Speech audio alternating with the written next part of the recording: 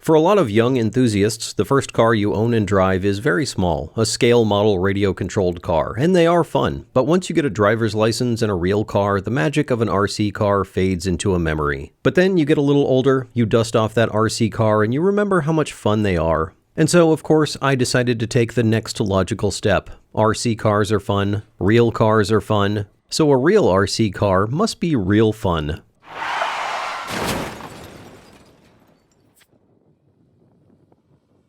This car is registered and insured and legal to drive on public roads, but I have a suspicion that there is some law against driving a car with a controller you buy at a toy store. I don't know, I'm not a lawyer, but in either case, testing out a newly built full-size RC car seems like a dangerous thing. So we came out to the desert, to BLM land, where nothing is illegal. This is a Smart 4.2. Its turning radius is great, parking is great, everything else, pretty terrible. It was the cheapest car you could buy in the US when it was sold new in 2007. You could get one for less than 12 grand. People don't really take it seriously. It has been called a toy more times than I can count. So it seems the best car to turn into an actual toy. Our test pilot today is Candy. That's Candy with an I. This was the first drive of this car, and it went well for about 2 minutes, and then it stopped working. You could steer and the brake still worked, but the accelerator pedal servo lasted all of 2 minutes before going full freak out. And I suppose from a safety standpoint, if you're going to lose one function of the car, the accelerator is probably the one you want to lose. All right, shut it off. And that's it. Short video today. We'll have to winch it back onto the trailer and go home. Oh, wait a minute. I have another servo. So with some desert engineering, we twisted wires together and made the new servo work. And work it did.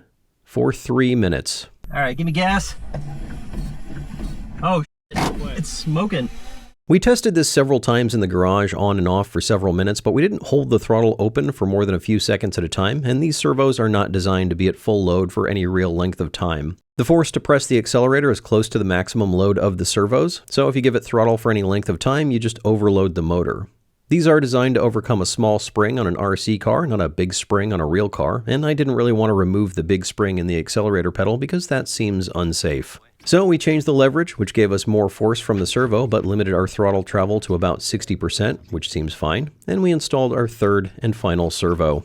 And that one didn't work at all. But we pretty quickly figured out it was because we didn't clamp the horn down, so the splines were just grinding against each other. So we swapped it out with the new horn, and we were finally good to go. There are two problems with the way this car drives. Steering slow and the brakes are on-off switch. Oh, I haven't even tried the brakes. One is the brakes. I mean, the brakes are super effective. Yeah. Better that than not enough. You get no brakes, or you get all the brakes.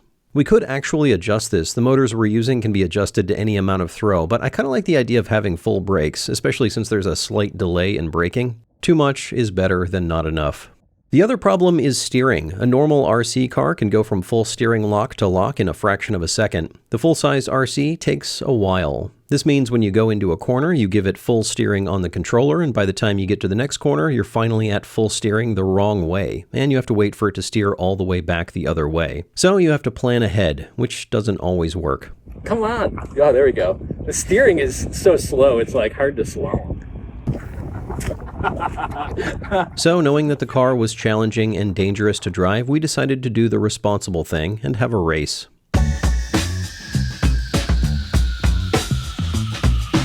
We set up a course with some cones around and through some natural features and raced against each other to see who was the fastest. And we figured out we were all bad. Really bad. This is harder than it looks. But maybe we're just bad at driving RC cars in general. To find out, we put it up against a radio-controlled smart car. RC Smart versus RC Smart. 3, 2, 1, go.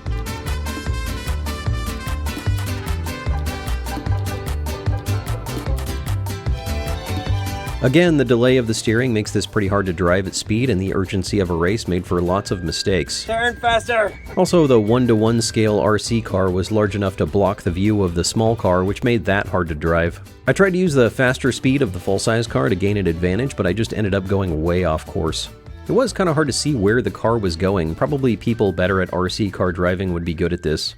We even tried using the view from the drone as a top-down view to drive the car, but that was even harder. I am very much used to driving a full-size car from inside the car. Wait a minute, why don't I just drive the car from inside the car?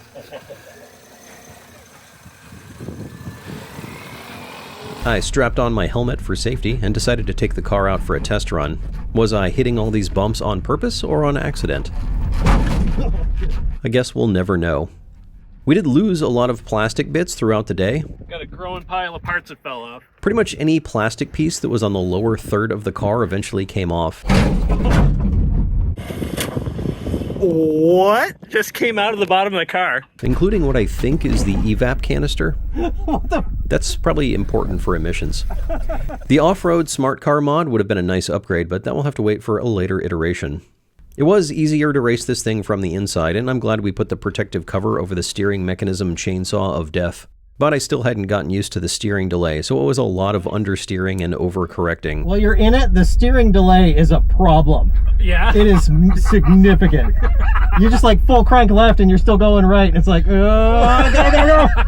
I forgot to mention this car comes with AI driving, AI being short for Anonymous Intern. Actually, he's not anonymous, his name is Dave, and you might be wondering if it's a good idea to get into a full-size radio control car controlled by your overqualified and underpaid intern. And, nope.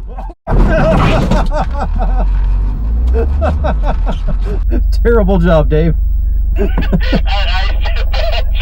And we had to dig ourselves out, which wasn't too hard since we have the smallest RC car.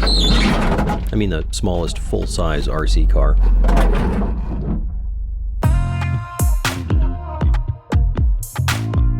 Third-person driving was difficult, first-person driving was sketchy as hell, so we strapped a camera on the roof and used an old RC first-person camera system to drive the full-scale smart car from the comfort and safety of not in the car. Since I jumped the start last time, this one was officiated by Superfast Matt.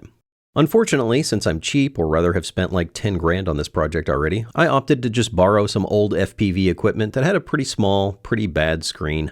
We did make some effort not to crash into each other, which mostly worked. I'm upside down. I crashed into you. I'm gonna win. And across the line. We took a break after this to drive 2 actual RC cars around our makeshift course, and we all came away with the same conclusion. RC cars are awesome. If you haven't driven one in a while, do yourself a favor and go buy one. They're so much fun. The scale RC car was better in pretty much every way. It's cheaper, faster around a course, easier to drive, way less dangerous. This thing is pretty dangerous. But super fun in its own messed up way, and pretty resilient considering that nothing about this is a normal use case for a smart car. The scale RC did several jumps and survived without issue, so we wondered, could we scale up the jumps and see how the full-scale smart does? Probably.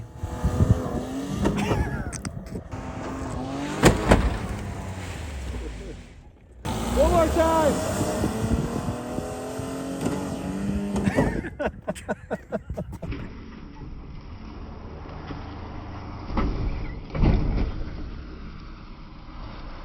The car was losing parts left and right, and the day was getting late. Also, the accelerator servo kind of stopped working for the 3rd time.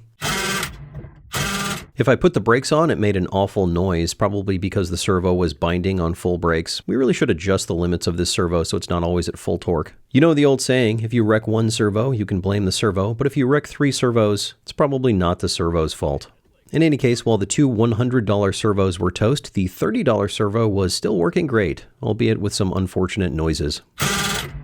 Yep, I don't know what that is. Either way, it was about time to pack it up. We collected our trash pile of ejected smart car parts, and we looked concerningly at the dashboard that was lit up like a Christmas tree. I decided to remove the RC components and drive the smart car onto the trailer so I didn't accidentally accelerate it directly into the back of the truck. It was an excellent day. Would I recommend building your own giant RC car? No, I would not. There is really no use case except for making a dumb YouTube video. But if you really want to, I will be going over exactly how I did all this in an upcoming video. Here's the gist of it. It's basically just RC car stuff with some bigger motors. It's a lot more expensive and it's way more dangerous. That is way safer. Also, sometime in the near future, I will fix the throttle with a properly sized servo so we can hit one of these jumps as fast as this car will go. So if you want to find out what happens when we do that, click that subscribe button and I will see you in the future. Used to be that you had to impress people to get people to watch your show, but now all you have to do is impress the algorithm. So do me a favor, hit that subscribe button. It actually helps the channel a lot. And of course, all hail the algorithm.